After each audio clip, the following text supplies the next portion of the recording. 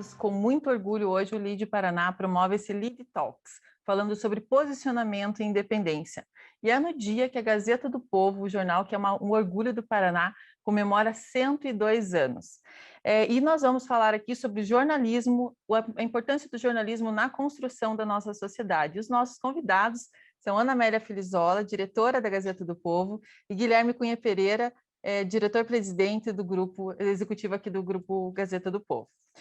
Antes de nós iniciarmos esse evento, quero mais uma vez agradecer aqui aos nossos patrocinadores de gestão, a Renault do Brasil, a Valor Investimentos, a Loja Cor e aos nossos patrocinadores, a RDP Petróleo e a Endi, marcas que acreditam no poder de mobilização do LEAD, que hoje tem 21 unidades no Brasil e 9 unidades internacionais. E juntas nós congregamos 50%, mais de 50% do PIB privado do Brasil.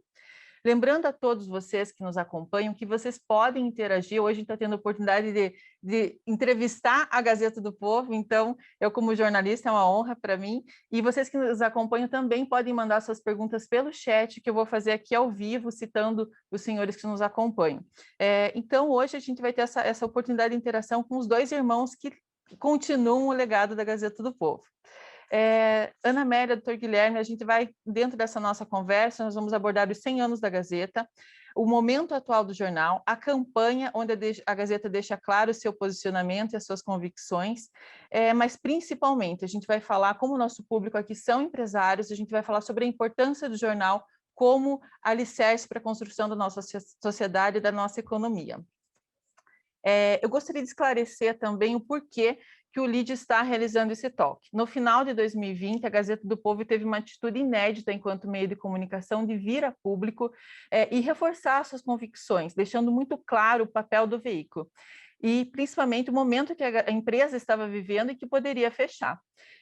Eu gostaria que a gente falasse aqui como negócio, mais uma vez, como meio de comunicação, que hoje a gente tem um ambiente no setor de comunicação muito fragilizado, para que as pessoas, e principalmente os empresários, entendam o quanto é importante como negócio e quanto é importante para a economia. Então, frisando mais uma vez a importância de falar da Gazeta aqui como negócio. Eu queria que vocês contassem, né, a gente começasse com vocês contando como foi esse momento onde vocês, para nós, né, para mim em especial, foi um choque ver vocês dois irem a público, sempre vocês foram super discretos, né, em aparecer, e desse momento que vocês vêm a público, soltam um vídeo de cerca de 30 minutos falando sobre os valores do jornal, sobre a convicção. Eu confesso que eu fiquei bastante chocada quando eu vi a primeira vez, chorei, me emocionei, porque eu faço parte da história da Gazeta, e daí eu conversei com a Ana e falei, Ana, a gente tem que contar porque a Gazeta como negócio para os empresários, né? Eu já trabalhei aqui no grupo, eu sei o quanto é importante a Gazeta como negócio, quantos empregos gera, então eu queria falar aqui que a gente quer começar com isso, né? Esse momento de choque que foi ver o posicionamento. E como foi para vocês tomar essa decisão de vir a público, que eu imagino que tenha sido difícil, e se é realmente possível que a Gazeta venha a fechar. Então, passo a bola para vocês.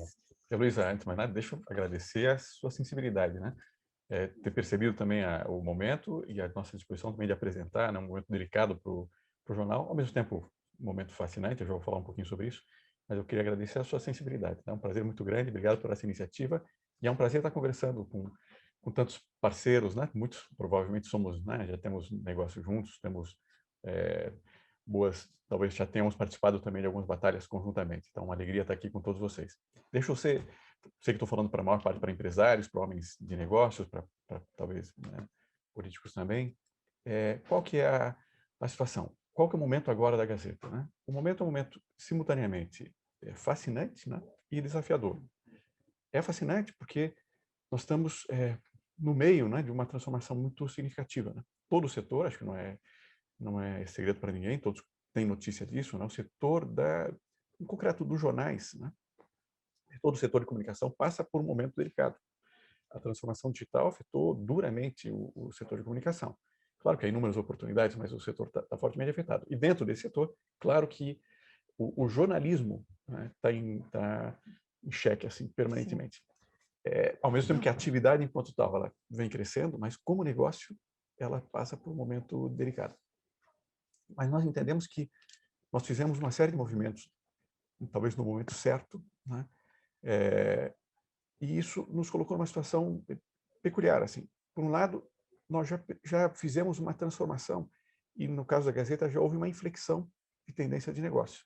Quando a gente mudou e nos concentramos, colocamos todas as energias, todo o foco no digital e buscando uma escala mais ampla, nacional, porque a gente enxergou uma grande oportunidade, nós, quando fizemos essa guinada, nós deixamos um modelo de negócio que vinha em queda, né? Um modelo que vinha sendo colocado que não parecia ter um futuro razoável, entramos num modelo diferente. E hoje a estrutura é muito razoável, bastante equilibrada. Você não tem mais praticamente custos e despesas variáveis, é fixo e bastante controlado. E o grande desafio qual é? É justamente de acelerar a disposição, encontrar um número cada vez mais, buscar mais tração, conseguir um número maior de assinantes num prazo relativamente curto. A gente cresceu muito, né? Foram 2, 3 anos, houve um crescimento muito expressivo. Só para ter uma ideia, no ano de 2020, nós tivemos um crescimento em número de assinaturas de 50% quer dizer, nós crescemos, a carteira cresceu 50%. Estamos agora com 65 mil assinantes, um número que há muitos anos a Gazeta não via, né? E do Brasil inteiro. Só que esse desafio mesmo, quando nós fizemos a guinada, nós tínhamos um otimismo muito grande de que chegaríamos em pouco tempo num patamar, num número bastante expressivo, e de que nós chegaríamos no break-even ali já em 2019. E a surpresa nossa, o desafio, foi perceber que, embora com uma proposta bastante arrojada, bastante bem delineada, com uma proposta de valor forte, a disposição das pessoas pagarem, tirarem a mão do bolso para pagar, não é tão fácil de conquistar. Mesmo sendo um valor muito pequeno, Mesmo né? sendo um valor pequeno. E aí a gente foi se dando conta, e esse é um ponto que talvez possa até ser objeto da nossa conversa aqui também, a gente se deu conta de como o cenário, né, do jornalismo, embora extremamente relevante, ele está, nesse momento, sendo fortemente questionado. A sociedade como um todo, em função tanto da polarização como das fake news, né, tem dúvidas sobre a qualidade, sobre a relevância do próprio jornalismo. É uma instituição, mas que hoje em dia está em xeque. Então, o nosso desafio é um desafio apaixonante. Por um lado, nós estamos muito otimistas, porque nós enxergamos que nós temos passos muito fortes, muito significativos, e talvez estejamos na frente, entendemos que estamos na frente de outros pares nossos, de outros colegas, de outros veículos que ainda não fizeram esse movimento. Então, de fato, nós já fizemos a inflexão, nós estamos no modelo, tanto que o valuation dela, quando a gente mergulha para avaliar, ela de fato é positivo já, porque ela aponta para um modelo virtuoso, para um modelo de crescimento, só que ainda está demandando caixa num ritmo maior do que a gente imaginava ainda, vem diminuindo ano a ano, e esse é o momento, e essa é a grande dificuldade, e por isso temos vindo a público. A família foi bastante sacrificada nesses últimos anos, porque nós acreditávamos fortemente nisso, e isso tem o seu peso. Então, esse é o momento que estamos vivendo agora. Eu gosto sempre de falar assim. Primeiro também, Heloísa, é um prazer imenso. Assim, eu me sinto em casa com você, porque você faz parte dessa casa, né? E um dia muito importante para a gente, né? Sim. Os 102 anos da Gazeta. E eu acho que nesses 102 anos a gente passou por muitas dificuldades. Acho que, né, as histórias que a gente tem são muito bonitas, de batalhas, de aprendizados, mas acho que o momento atual é do todo o mais sensível, o mais difícil. E por quê? Porque houve uma mudança de comportamento, né? O comportamento anterior de receber o jornal em sua casa, lê-lo com calma, com o advento do digital, ele acelerou de outra forma. Fico um pouco feliz porque para a gente ter percebido isso e ter sido ágil em mudá-lo. Então eu estou assim, como o Guilherme falou, feliz porque chegamos até aqui e queremos chegar mais 100 anos. Esse é o nosso objetivo. Mas para isso, um pouco diferente do passado, a gente não basta só nós. Nós temos que conseguir mobilizar mais pessoas. E acho que é isso que fez o nosso manifesto. A percepção de que talvez as pessoas não percebessem que o risco é grande da comunicação, de um jornal sério como a Gazeta, fechar. E eu tenho certeza que quando as pessoas perceberem isso e verem o valor que existe no jornalismo sério, numa equipe de mais de 100 jornalistas que estão ali para trazer a possibilidade da realidade com a qual nós enxergamos, eu acho que as pessoas vão perceber e vão dizer, puxa, eu tenho que estar junto, eu não posso deixar esse esse jornal, mas mais que o jornal, esse ente da sociedade morrer, porque a gente sempre fala que a Gazeta é mais um ente da sociedade, né? Eu não consigo enxergar a gente de fora olhando, não, nós fazemos parte da sociedade, brigamos pelas mesmas causas que a população briga, né? Brigamos contra a corrupção, brigamos a favor de menos Estado e mais indivíduo e empresas, brigamos por coisas que eu tenho certeza que são as mesmas que grande parte da população quer e almeja. Só que, às vezes, o desconhecimento da importância daquele pagamento mensal faz com que a gente não possa pagar os jornalistas, não possa pagar para que a gente continue trabalhando. Então, eu acho que quando a gente construiu e foi a público, como você falou mesmo, o nosso estilo não é tão fácil de colocar assim na cara, né, para falar, é que a gente falou, puxa, eu acho que a gente precisa despertar no curitibano, no paranaense, no brasileiro, a importância e trazer essa discussão para frente. A discussão de que você pode, às vezes, discordar, mas que saber que é importante para a sociedade ter veículos que tragam informações sérias e de responsabilidade. O que a gente está vendo é muita notícia falsa, né? E a gente, enquanto jornalista, saber o quanto custa para manter uma empresa jornalística hoje com qualidade, com profissionais sérios, é um custo alto, né? Como negócio. Então, as pessoas não podem se informar por notícia do WhatsApp sem veracidade, porque a partir do momento que a Gazeta faz um texto, que um colaborador faz um texto, lança um podcast, ele está assumindo a responsabilidade sobre aquele conteúdo, né? Então, ainda nesse tema de fake news, o Paraná, né, é o berço da Lava Jato. Aqui tem uma pergunta que faz um pouquinho, denota uma história recente da Gazeta. Antes, né, da Operação Lava Jato, que voltou os olhos do Brasil e do mundo para o Paraná, a Gazeta do Povo já tinha despertado em favor da defesa da democracia e com a pauta dos diários secretos, onde a gente ganhou o prêmio ESSO, né? Foi uma grande conquista aqui para o Paraná. O jornal tem esse papel fundamental na defesa da moral e da civilidade, né? Nas eleições de 2018, os números de audiência da Gazeta do Povo superaram veículos de praxe nacional, né? Que até poucos anos atrás a Gazeta era reconhecida como veículo regional, então teve um movimento para a Gazeta, eu falo a gente ainda, se tornar nacional, mas com a eleição de 2018 os números mostraram que a Gazeta não era mais um veículo regional. Como vocês veem o papel do jornalismo hoje nessa relação das fake news? O jornalismo é mais importante do que, nesse momento, por essas circunstâncias concretas, talvez seja mais relevante do que antes mesmo, né? Quando se fala de fake news, eu acho que há dois fenômenos importantíssimos, assim, dois fenômenos severos, né, que vêm afetando a sociedade. De um lado, e que eu acho que é até mais grave, vem o fenômeno das polarizações, da tensão profunda, né, entre visões de mundo, né? E isso é o que cresceu tremendamente. Quer dizer, as origens dessas tensões são muito antigas, são, né, de décadas, de séculos mesmo, mas está chegando num momento muito agudo. E essa tensão vem gerando um confronto entre ideias e entre pessoas, né? E é um fenômeno tal que gera uma reação muito peculiar. Mesmo pessoas que você não chamaria de crédulas e ao mesmo tempo nem de excessivamente céticas, passam a ser simultaneamente as duas coisas. São céticas com relação, descrentes com relação a tudo o que os que não são do seu grupo diz, e às vezes excessivamente crédulas com relação ao que as pessoas do seu grupo afirmam. E isso é que cria o clima propício para que as fake news possam, né, prosperar, quer dizer, crescer, viralizar, o que é muito problemático, né? Estamos numa pandemia de fake news. Pandemia de fake news. Daí que a preocupação maior é fundamental para a sociedade, né, até para a saúde de uma democracia, que haja um número significativo de entidades, de pessoas que se dediquem profissionalmente à prospecção e à divulgação de informações verdadeiras. Mas acho que um trabalho mais relevante e que o jornalismo pode e deve fazer é o de criar o clima propício, e isso não está fácil hoje, né? Até pela desconfiança que há também com relação aos jornais, criar o clima propício para que pessoas de posições diferentes, de visões culturais, de visões de mundo muito diferentes, procurem dialogar. Conviver. Então, a nossa maior preocupação, e o sonho da Gazeta, é de poder vir a ser um desses fóruns onde pessoas de diferentes percepções, diferentes visões de mundo se encontrem. Ainda que percebam, que conheçam as nossas convicções, por isso somos muito claros nelas, percebam que são convicções afirmadas de forma explícita, com tranquilidade, mas ao mesmo tempo com grande respeito por quem pensa diferente.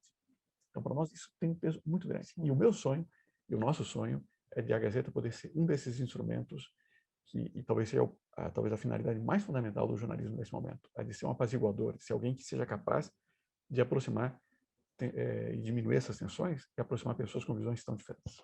Perfeito. Eu concordo com o que o Guilherme fala, assim, a gente visualiza até nos colégios, em todas as idades, o ambiente nunca foi assim, né?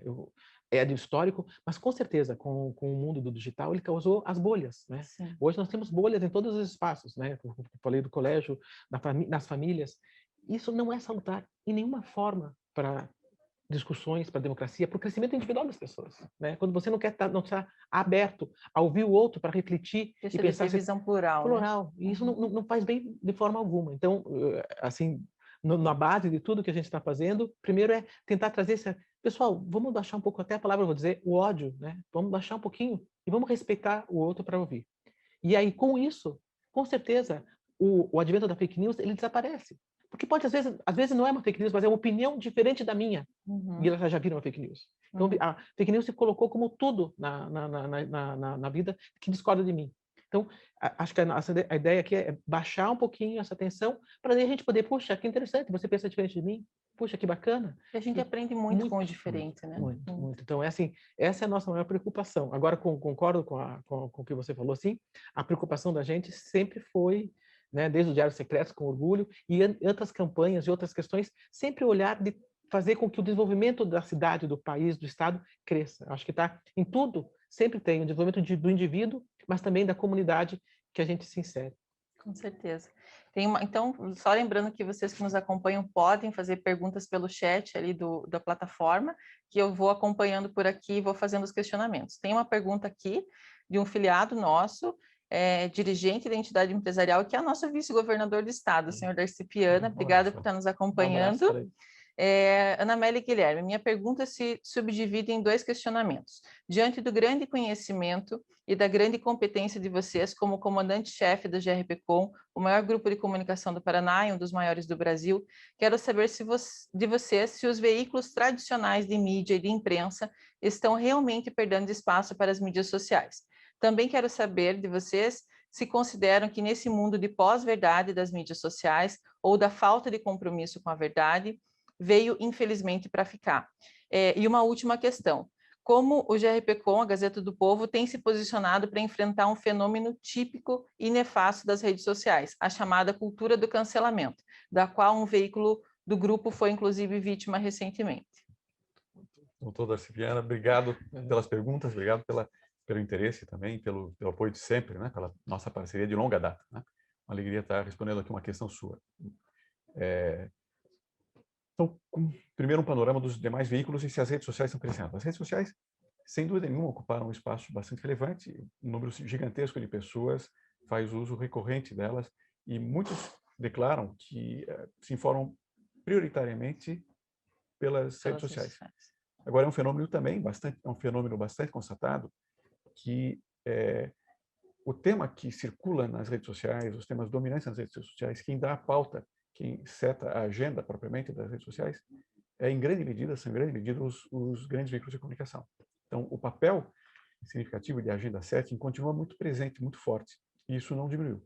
E, ao mesmo tempo, os grandes veículos de comunicação vêm alcançando uma audiência inédita, né, que jamais tinha sido alcançada em tempos anteriores. Precisamente porque, através do digital, qualquer pessoa tem acesso fácil a um número gigantesco de veículos de comunicação. A dificuldade maior dos veículos de comunicação não é tanto o seu alcance e a sua influência. O que está acontecendo é um problema de modelo econômico tremendo. O problema da gratuidade que tem gerado uma dificuldade tremenda de sobrevivência dos veículos de comunicação. Mas muitos veículos de comunicação vêm aumentando a sua influência.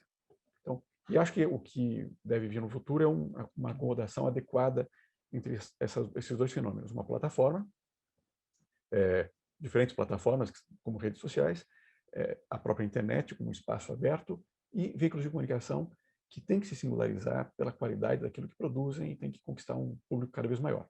Mas precisamos achar um modelo econômico e, nesse momento, a transição, o ponto complexo é precisamente esse. Então, só pegando esse gancho, eu só acho que as redes sociais têm um papel muito importante, que ela deu protagonismo para várias pessoas. A gente não dá para dizer o quanto isso foi eficiente e bom para várias vozes falar. Então, a gente nunca é contra as redes sociais, porque a gente visualiza claramente um bem que mais vozes possam discutir. Eu acho que é só compreendendo o teu olhar. É um bom alerta. Né? Sim. A outra questão, outro aspecto era depois da própria Gazeta, como é que a Gazeta está, a questão do fenômeno cultural. Do fenômeno cultural das redes sociais, que se realmente elas estão invadindo o espaço de mídia, sobre a cultura do cancelamento, né, da falta de compromisso com a verdade das redes sociais. Esses três questionamentos, primeiro já respondeu. Há questões bem delicadas e muito interessantes, né, com relação à cultura do cancelamento, que, a meu ver, é fruto desse outro fenômeno que eu mencionei previamente, das polarizações e da perda da confiança no poder do diálogo. Né? É um problema da sociedade como um todo, uma perda dessa confiança na capacidade de o homem mapear e dialogar com o diferente. Né? A tensão foi se tornando tal que as pessoas foram se distanciando e foram perdendo a capacidade de apreciar o diferente. Né? Alguém que pensa diferente, necessariamente está de má fé, né? Ou é um mau caráter, ou é alguma coisa. E nós temos uma visão radicalmente oposta a isso. Eu sei que talvez haja quem não compreenda exatamente essa nossa posição. Nós temos posições firmes, muito claras com relação a uma série de pontos, mas uma convicção que é prévia a essa é uma convicção muito grande no valor de cada pessoa, né? No princípio da dignidade do ser humano. Né? Então, uma premissa nossa é uma estima profunda, mesmo para aqueles que pensam de forma diferente. E acho que se a gente conseguisse colocar na sociedade essa ideia central, essa convicção, nós abriríamos espaço para que as pessoas, mesmo com opiniões muito diferentes, voltassem a se encontrar. Mas o fenômeno está ocorrendo e é necessário um movimento da sociedade para encontrar mecanismos, caminhos para voltar a reaproximar as partes. E, para mim, um ponto-chave é voltar a dizer: quem pensa diferente não é necessariamente alguém mau caráter ou alguém de má fé. Não é. Por mais que, eventualmente, as ideias que estejam defendendo sejam objetivamente muito perniciosas e muito problemáticas. O que é necessário é um trabalho adicional para dialogar e para conseguir superar tudo isso. Gazeta do Povo. Como é que nós estamos? É o que eu mencionei. Nós sentimos, né, a pressão de toda a sociedade, o que está acontecendo, e nós estamos nos posicionando e de forma otimista, assim, acreditando que será possível e queremos ser um dos fautores, assim, um dos atores da sociedade capazes de mudar esse cenário que não é assim tão positivo. E aí, pegando só a questão da cultura do cancelamento, eu concordo com o Guilherme, ela é o auge desse atrito da sociedade. Mas, por um outro lado, e nós sofremos isso, né, no final do ano passado, né, mas, por outro lado, eu acho que, e até o que está acontecendo hoje, né, nesses programas de televisão e tudo mais, está começando a surgir um questionamento sobre isso, que antigamente era velado, né? Era o politicamente correto, você não podia falar, você não pertencia a esse grupo, você não pode falar. E eu acho que tudo que está acontecendo está possibilitando que a gente suba o que estava embaixo e que ninguém estava vendo. Eu acho, então, acreditando na humanidade, acreditando nos seres humanos, eu acho que a gente vai ter um aprendizado muito grande, logo, na sequência, com esse questionamento do que é tão preto e branco. Eu acho que respeitar e aceitar o outro vai fazer com que essa política do cancelamento vá diminuindo a cada passo. E era para ser tudo diferente, né? Com as pessoas, o que a gente imaginava? Com mais informação, com mais clareza, as pessoas vão ficar mais plurais, né? Mais uma vez, mas não é isso que está acontecendo. Tem uma pergunta aqui que veio do Kaique Ferreira, diretor da Renault, nosso amigo. A transição da comunicação para o digital é um fenômeno global. A característica de baixa adesão ao pagamento para acesso à informação de qualidade acontece também em outros países? Kaique, prazer estar conversando com você. Obrigado por estar nos assistindo aqui. Está acontecendo no mundo inteiro. Tá? No caso da comunicação, no Brasil é um pouquinho agravado, porque no Brasil você tem um fenômeno também de portais de muita influência, de grande alcance, que continuam operando no modelo de gratuidade. Então, torna bastante difícil. Nem todos são capazes de perceber a diferença entre uma informação séria, bem apurada, mas pouco profunda, e um jornalismo de mais análise, de mais densidade, que é muito importante para a própria sociedade. Mas o fenômeno é absolutamente mundial. Nem todos têm à disposição. Talvez os jornais, durante um bom tempo, criaram a cultura, entraram numa cultura de gratuidade. Imaginaram que o seu modelo econômico seria baseado, sobretudo, na publicidade. quando isso ficou claro que não seria possível, e se procurou começar a buscar um modelo baseado na assinatura do leitor, do consumidor final, talvez fosse um pouquinho tarde. Tenhamos perdido um tempo importante, um tempo precioso. Então, o fenômeno ocorre no mundo todo, mas há sinais significativos, sinais importantes. A Reuters faz uma pesquisa todo ano e que isso está mudando. Então, cresceu pouco o número de pessoas não só dispostas a pagar, mas estão efetivamente pagando por news digitais. Vinha crescendo, a medição é desde 2015, cresceu 2015, 2016, 2017, daí estagnou por 2 anos e voltou a crescer em 2020.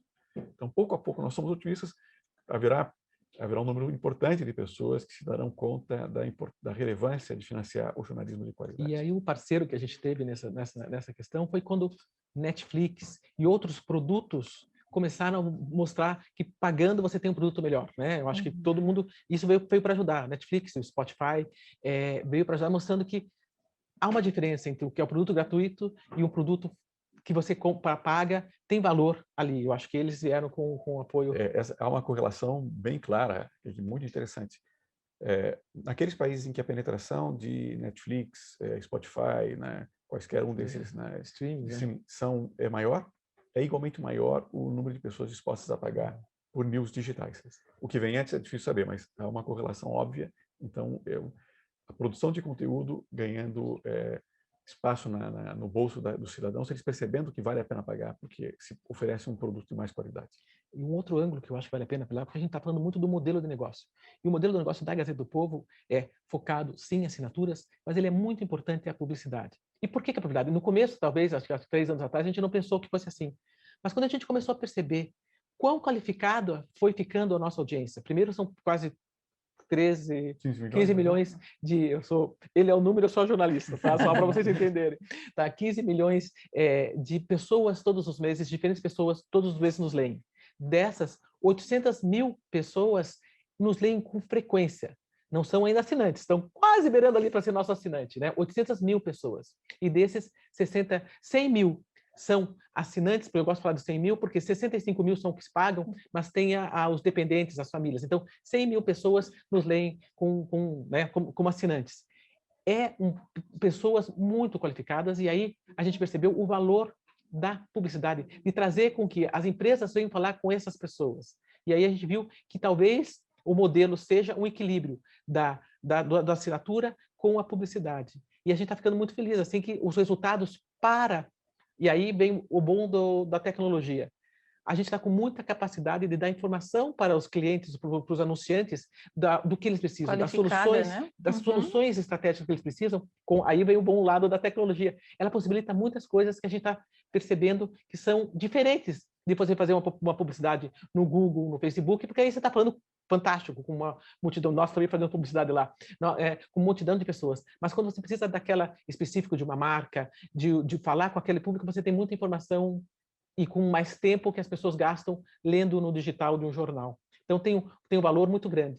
E aí, a gente percebendo isso, a gente viu também que toda a grande parte das empresas também estão no momento de inovação, buscando coisas novas. Nós temos um mini hub aqui, do Gas Conecta, que procura oportunidades de estarmos juntos discutindo o que é esse futuro, discutindo o que será o amanhã.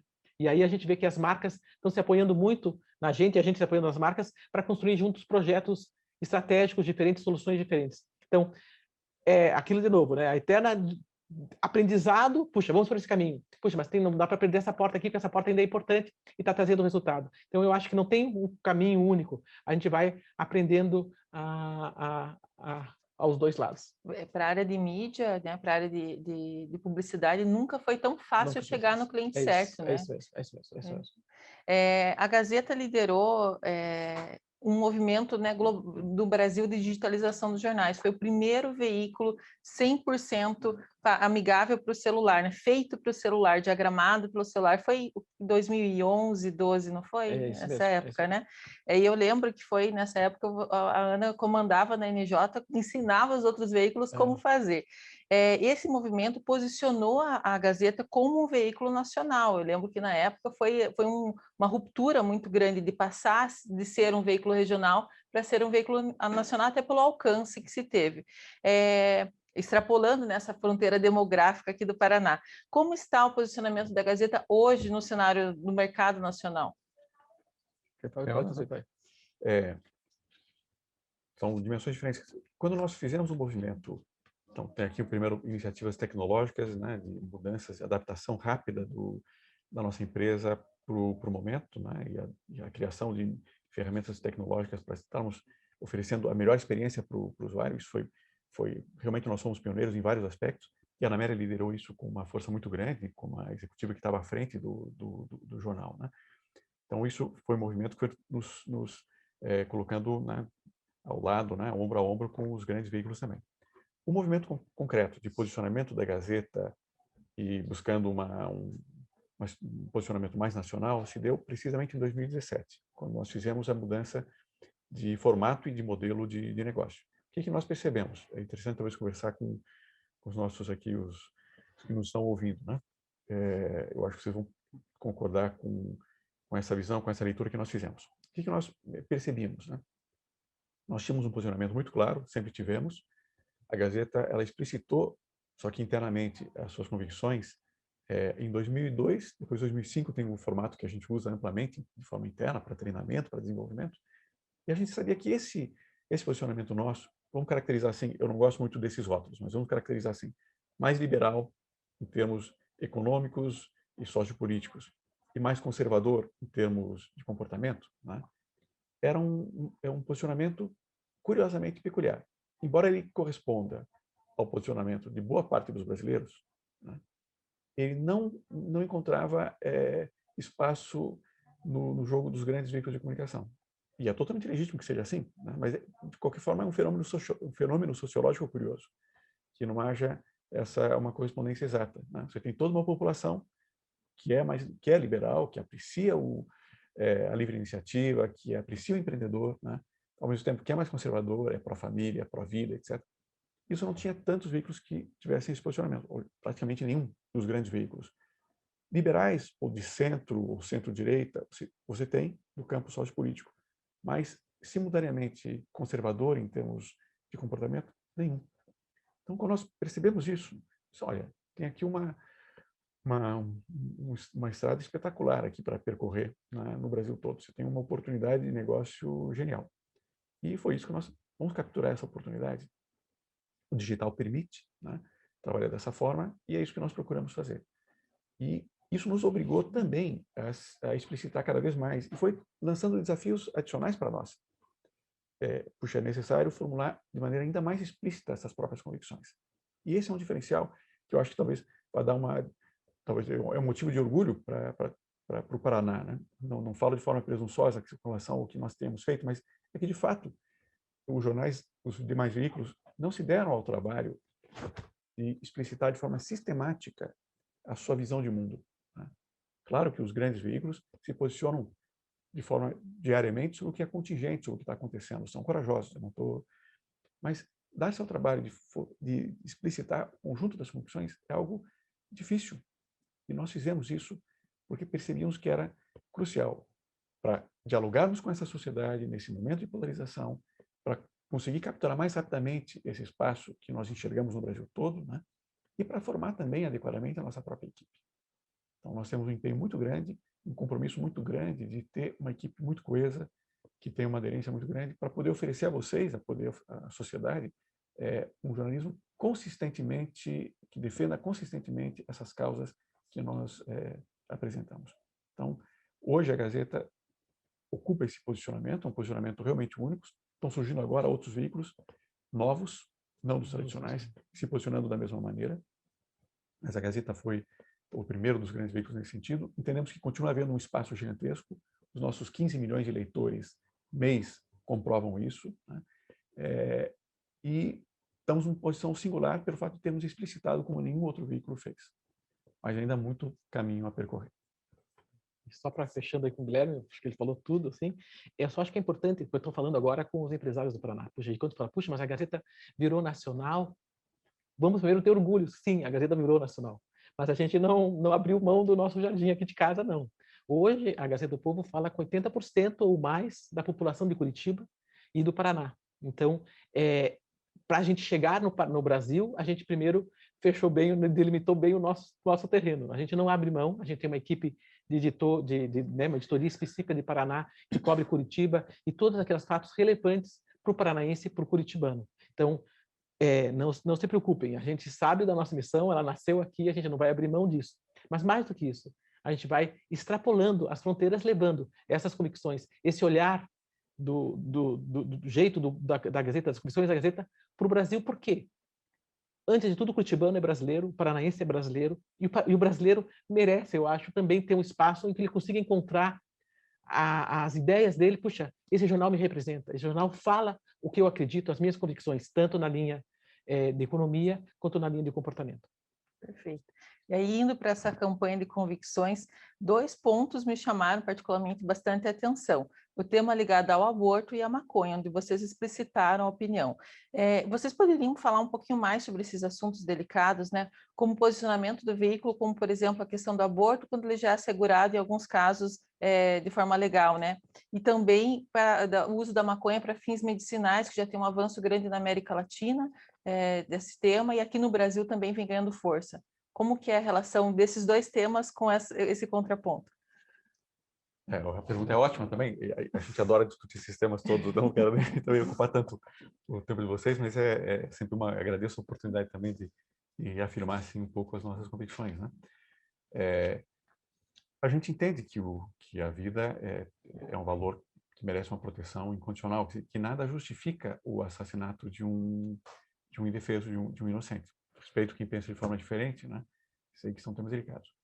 Como é que se legisla sobre o tema? É muito curioso que as pessoas não se dão conta que no direito brasileiro, o Código Penal, ele define como crime o aborto, e não é que ele considere lícito o aborto nos casos de estupro e no caso de risco da vida para a mãe, né? O que ele faz, ele aplica isso ocorre em pouquíssimos tipos penais, ele aplica uma formulação que é a seguinte: não se punirá o aborto nessas circunstâncias. O que isso significa? Veja, eu acho que é possível a manutenção dessa legislação nesses termos. O que isso significa? Eu vou dar uma analogia que pode ajudar a gente a entender, e o tema pode ser de curiosidade para todo mundo, né? A lei também estabelece que, por exemplo, quando ocorre um homicídio culposo, você está dirigindo e, de repente, o seu filho, sua esposa, está no carro. Ocorre um acidente do qual você, em alguma medida, foi responsável, né? E ela morre. Não se aplica a pena. Então, não se aplica a pena por quê? Porque se entende que o sofrimento é a pena maior. É a pena maior ali. Então, não digo que seja exatamente igual no caso do aborto, mas só digo que existem soluções à hipótese em que existe o crime, ninguém vai dizer que não houve o crime. Houve crime culposo, homicídio culposo, mas não se aplica a pena. Então, é possível numa democracia que se adote uma medida dessa natureza. É tão traumática, é tão dura a circunstância da própria mãe que pode não se aplicar a pena. O que não pode acontecer, e nesse sentido nós fazemos a defesa incondicional, é entender que isso são situações legitimadas, em que é legítimo, em que deixa de ser crime. Tanto que não é razoável que se abra espaço para hospitais públicos para que adotem medidas sistemáticas, né, de aprovação do aborto nessas circunstâncias. Sei que é um tema extremamente polêmico, extremamente delicado, mas eu quis mencionar rapidamente aqui. Então, neste momento, a nossa preocupação maior é com a defesa, impedir que haja uma ampliação das hipóteses de aborto. E, sobretudo, que isso não ocorra por vias tortas, por vias transversas, através do judiciário, que seria um erro funesto, seria muito grave, um atentado à vontade da maioria dos brasileiros. Com relação ao tema da maconha, eu acho que é muito clara assim, a tentativa dos favoráveis à legalização da maconha de utilizar um expediente retórico, né? De falar da maconha legal, da maconha medicinal. Ninguém vai utilizar. Quando você, por exemplo, vamos pensar, por exemplo, se eu pego o veneno da jararaca para transformá-lo num remédio, isso acontece, né? Se eu pego, ninguém vai dizer que estamos utilizando remédio de jararaca. Você usa o princípio ativo. É evidente que da planta, da cannabis, você tem elementos dos 200, não sei quantos mil substâncias existentes dali na planta. Alguns desses elementos são têm valor medicinal, né? E vários deles, inclusive, podem ser simulados, podem ser produzidos artificialmente. Então, é absurdo falar em maconha medicinal, porque ela não é necessária. Quando você retira o princípio ativo, você faz como você faz com qualquer outro elemento. Quando se usa essa expressão, maconha medicinal, na prática o que se está fazendo, porque não usamos essa terminologia para outras hipóteses, o que se está fazendo é tentar encontrar um mecanismo retórico para tornar mais aceitável, mais simpática a legalização da maconha. Nós entendemos que as drogas têm um caráter muito deletério, são profundamente prejudiciais para a própria autonomia dos cidadãos, para a própria autonomia das pessoas. Então, a nossa posição é muito firme contra a legalização das drogas. Perfeito. Tem aqui uma pergunta do André Caldeira, né? André que trouxe o LIDE para o Paraná há alguns anos, foi o primeiro presidente do LIDE Paraná e hoje integra o nosso comitê de gestão. Obrigada, André, por nos acompanhar. O André dá parabéns pelo evento e pela transparência da Gazeta. Ele pergunta quais os impactos dessa campanha junto aos colaboradores e à cultura da empresa. Quer responder? Primeiro, André, forte abraço aí, bom tê-lo aqui, né? Pelo menos conversando, assim, tenho saudades dos nossos bate-papos, das nossas conversas. Vamos lá. Primeiro de tudo, o manifesto em si não causou estranheza para o nosso público interno, porque, como o Guilherme falou, acho que tem mais de 15 anos que a gente, assim, o que acontece? Todo mundo, vou abrir um pouquinho mais da nossa intimidade, né? O nosso pai sempre foi, né? O Francisco sempre foi uma pessoa que colocou claramente o que ele acreditava, os seus valores. Quando a gente assumiu, a gente achou que precisava explicitar de forma mais materializável tudo aquilo que ele acreditava. E aí foi um trabalho forte que o Guilherme fez com a equipe de pessoas do grupo todo, para que trouxessem com clareza no que o grupo acredita, no que a gente trabalha. E aí, desse material, veio um treinamento muito forte e muito claro, muito transparente, não é uma coisa imposta, é uma coisa de conversas, como o Guilherme faz muito bem, dando até assim, é assim que a gente acredita e a gente pensa. Então, para o público interno não foi um choque grande, porque isso já vinha fazendo parte do que as pessoas acreditavam. Sobre o público interno foi isso. Sobre o público externo, não sei avaliar se... Um detalhe, talvez seja curioso, com relação ao público interno, né? Foi chegando um momento em que uma parte da nossa equipe, né, de gestores demandava da gente. Boa. Eles percebiam o valor, a força dessas próprias convicções. Mesmo quando alguns deles não é que concordassem 100%, e a gente nunca exigiu que as pessoas dessem uma adesão incondicional a todos eles. O que precisam sim é trabalhar dentro desses parâmetros, porque são explicitados, né?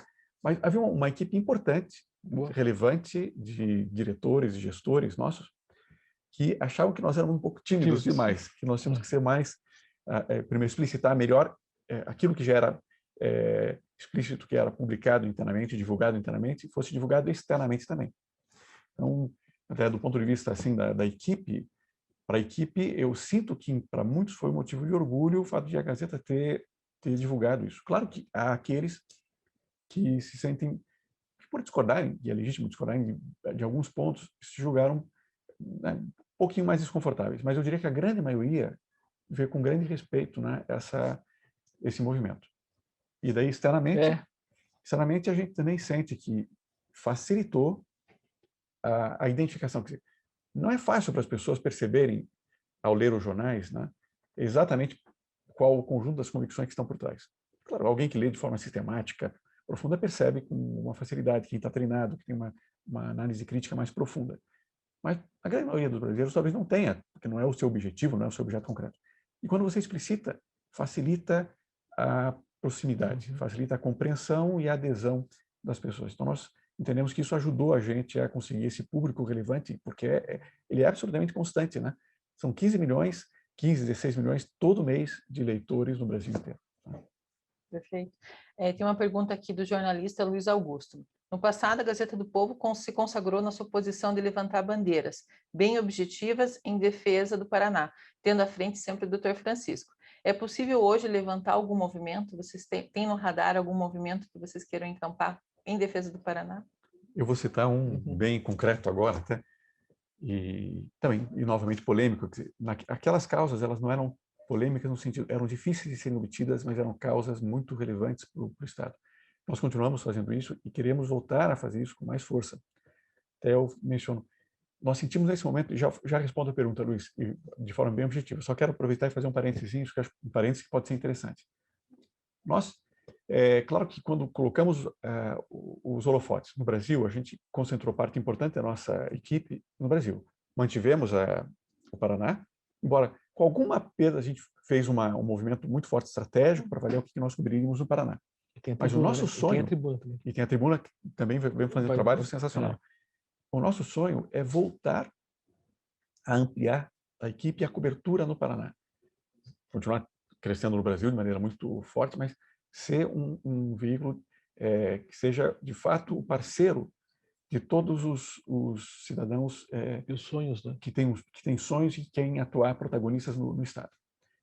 Nesse momento concreto, a gente adotou, de forma global, como grupo, então o GRPcom como um todo, né? a RPC, a Tribuna, a Gazeta do Povo, as rádios, né?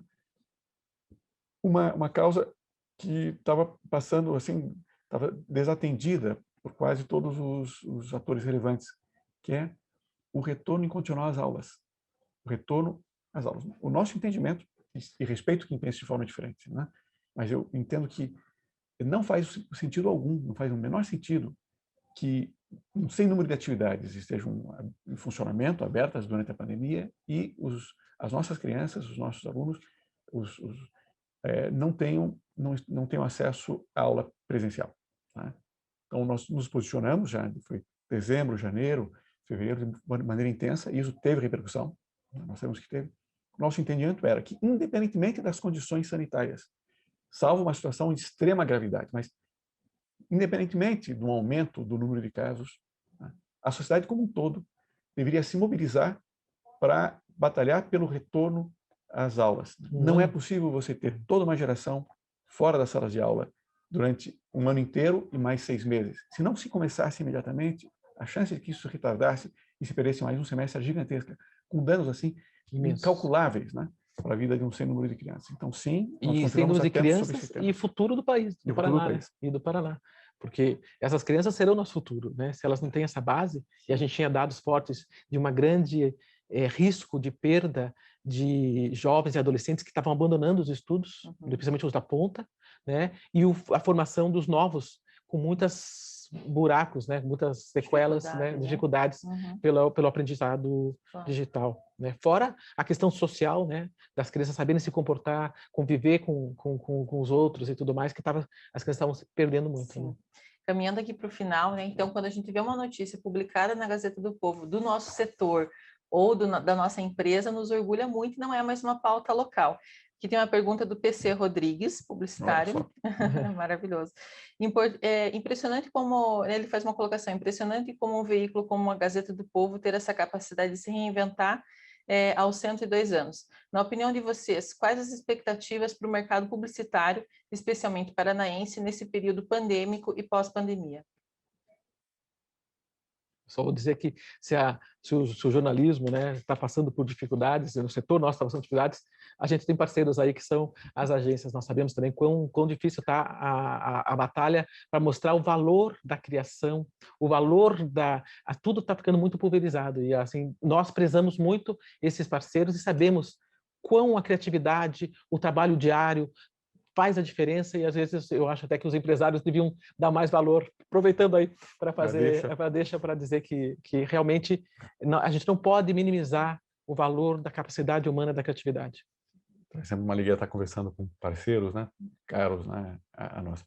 Eu posso dar para você só um panorama assim global, até por estarmos no grupo de comunicação, né, do maior grupo de comunicação do Estado, a gente tem a percepção um pouquinho, a gente consegue medir um pouquinho a temperatura, né, do que está acontecendo. A publicidade sofreu muito, né, bastante, né, acho que vocês todos têm essa percepção, durante a pandemia. Quer dizer, as quedas foram muito expressivas e com percentuais de quedas bastante diferentes, de acordo com o tipo de veículo. E, curiosamente, um detalhe curioso, nós imaginávamos que os jornais sofreriam mais, foram os que sofreram menos nesse caso, né? Mas a retomada está sendo muito rápida, muito rápida. Terminando o mês no finalzinho do ano passado, o que nós percebemos, né? Que boa parte do volume publicitário como tal tinha voltado a patamares de 95% do que se tinha Antes. do ano anterior, né? Então, que foi uma boa notícia. Uma surpresa para nós, quem retomou, quem tinha tido uma queda importante, as rádios tinham sofrido uma perda importante de receita publicitária, mas foram as que recuperaram mais rapidamente. Então, são fenômenos diferentes, né? Cada um dos veículos teve um comportamento um pouquinho diferente. Como regras, como volume, como cenário assim global, o que a gente está percebendo, mesmo com relação à receita dos anunciantes nacionais, né? Foi uma rápida retomada. Então, nós não chegamos exatamente ainda no mês de janeiro, já imaginávamos chegar lá. Não chegamos exatamente no mesmo patamar ainda do começo do ano passado, mas está muito próximo e a gente imagina que fevereiro e março já vamos estar talvez apresentando um pequeno crescimento. Eu digo isso mais para que vocês tenham uma percepção do volume total, como é que nós estamos enxergando esse movimento em termos nacionais. Ou seja, o Brasil teve uma retomada relevante e isso está se manifestando no bolo publicitário. Perfeito. E para finalizar, a última pergunta. Qual o principal desafio da Gazeta hoje como negócio? E a equipe da Emicom manda uma pergunta aqui. Quais as novidades da Gazeta do Povo para 2021?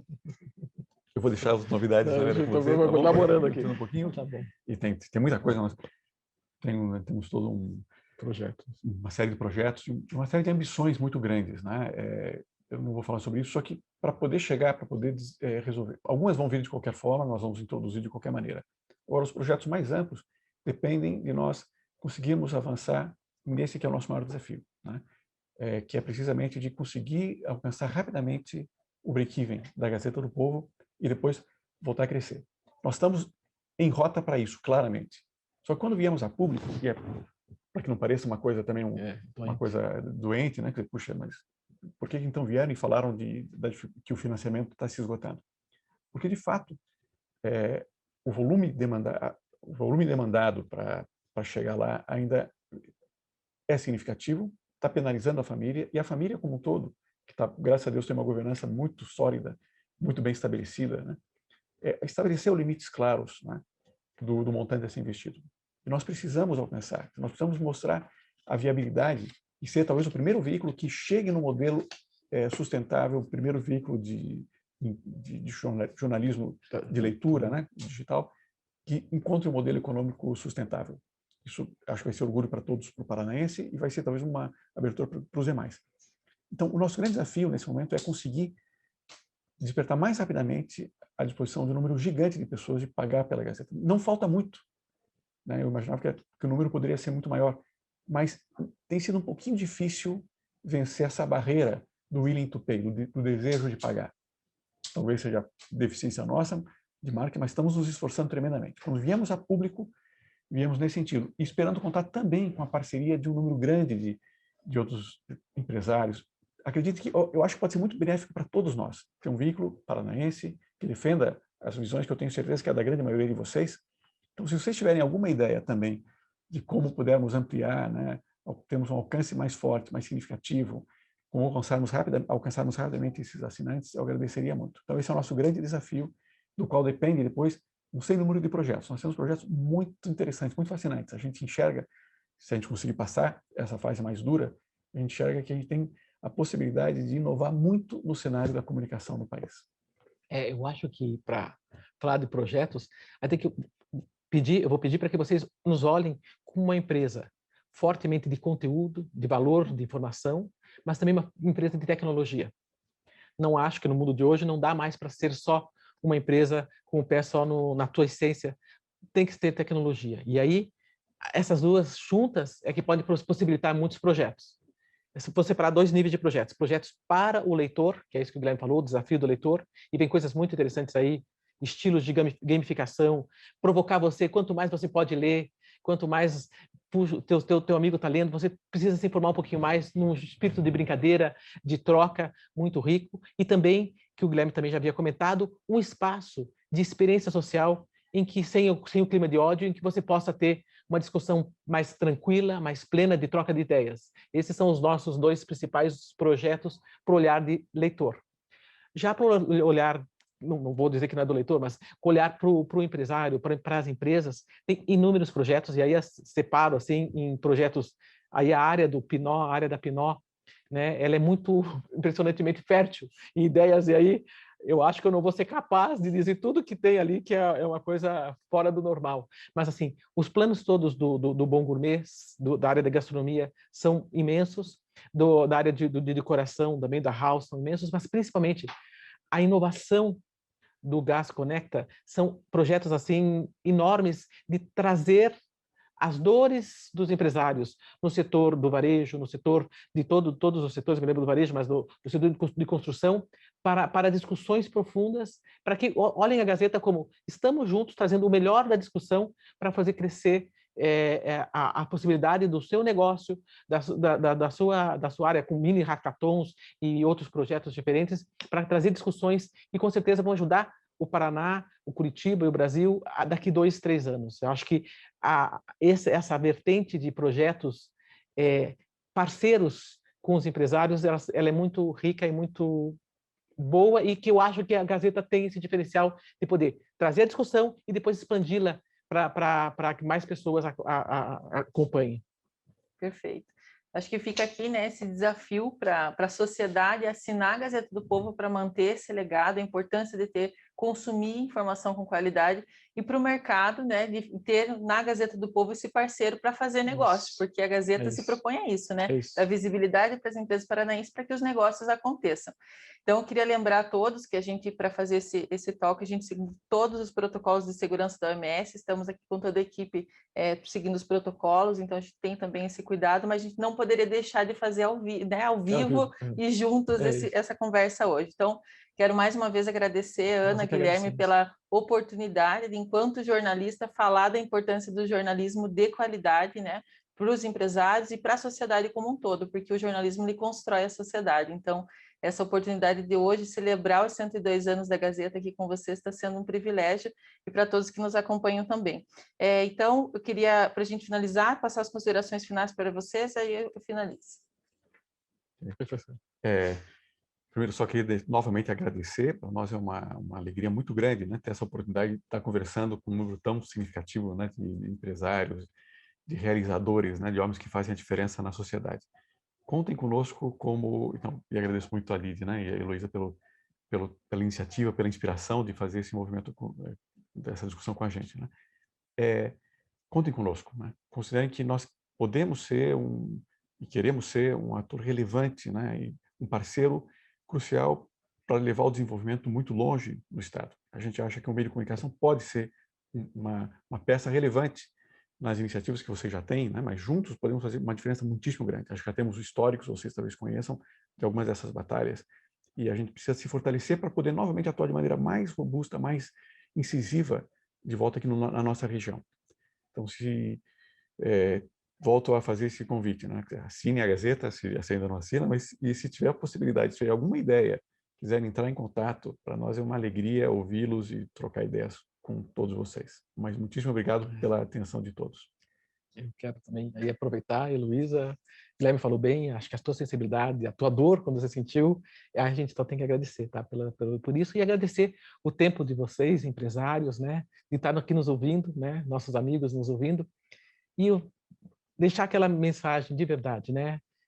Todos nós temos que brigar pela democracia, temos que brigar porque o Brasil vai bem. E o Brasil só pode ir bem com um país equilibrado economicamente, equilibrado na democracia e tudo isso. Eu tenho certeza que vocês sabem que sem uma imprensa livre, uma imprensa que vai errar, pessoal, de verdade. Somos humanos e vamos fazer erros, mas sempre com uma imprensa que tenha espaço para o diferente, para o outro, que a gente vai fazer com que sua empresa, que o seu país, que seus filhos, nossos filhos, possam vir a viver e ter orgulho de um país como o Brasil merece ser. Então, assim, de verdade, o que eu faço aqui é um pedido que vocês, e não só pela Gazeta, mas pensem em todos os jornais. É importante que a gente não comece esse discurso, não quero mais ver notícia ruim. Faz parte do momento do Brasil que nós vivemos. E não vamos ficar nos escondendo atrás só das mídias sociais, que eu as respeito e eu as utilizo, mas vamos dar respeito a tudo para que, eu acho que de fundo de todos nós, o Brasil melhor e um Brasil melhor passa por uma democracia e por uma liberdade de imprensa e do jornalismo. Obrigada mesmo, e obrigada por 102 anos da Gazeta do Povo. Perfeito. O LIDE está encampando aqui no Paraná uma grande discussão sobre esse projeto de retomada, que não é de 1 ano, 2, mas é de bastante tempo. Hoje, mais cedo, a Ana até acompanhou parte da minha conversa com o nosso chairman do LIDE, ministro Furlan. A gente está fazendo um grande movimento pelo agronegócio, né, levando o Paraná para uma potência quase que nacional, né, para o mundo, né? Então, marca, né? Não, mas não é só o agro, a gente vai falar de todas as pautas, tecnologia, setor de serviços, logística. Então, a gente está iniciando aqui no LIDE Paraná um grande movimento em favor da economia do Estado, valorizando a economia do Estado, e nós temos nossa coluna aqui na Gazeta do Povo, Made in Paraná, para valorizar todas as marcas paranaenses que levam o nome do Estado do Paraná para o Brasil e para o mundo. Então, agradeço a todos que estiveram conosco, alguns que não puderam estar, a gente vai disponibilizar depois esse conteúdo na íntegra no nosso site, e aí também gerar um link para que vocês compartilhem com os seus colegas, com suas equipes, porque o que a gente viu hoje aqui foi uma aula do que é jornalismo e do que é o papel do jornalismo na democracia. Bom dia, né? Bom resto de dia a todos. LIDE, quem é líder participa. Obrigada.